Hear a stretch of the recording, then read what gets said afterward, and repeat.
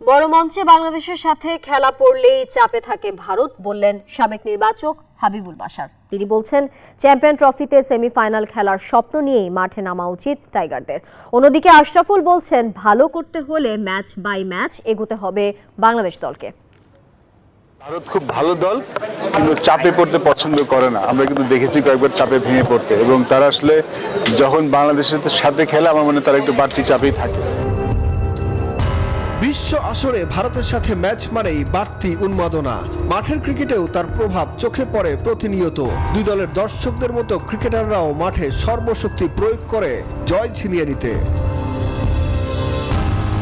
ICC champions ট্রফির প্রথম ম্যাচে সেই ভারতের মুখোমুখি হবে বাংলাদেশ, যেখানে জয় না পেলে সেমিফাইনালের দৌড়ে অনেকটাই পিছিয়ে পড়বে টাইগাররা।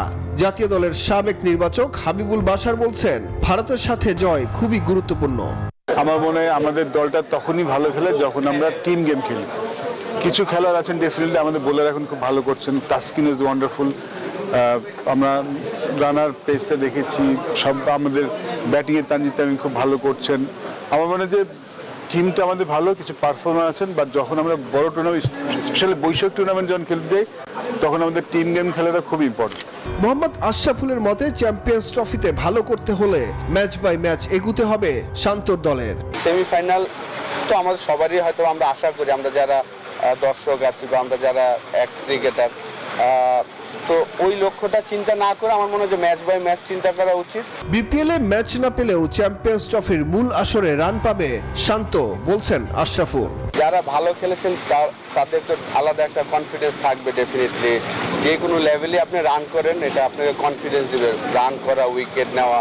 আর যারা খেলতে পারেনি, বিশেষ করে আমি মনে করি যে ক্যাপ্টেন যে শান্ত খেলতে পারেনি, কিন্তু এই সময় যে ও প্রিপারেশনটা নিয়েছে আমি মনে করি সবার চেয়ে বেটার প্রিপারেশন সে নিতে পেরেছেন।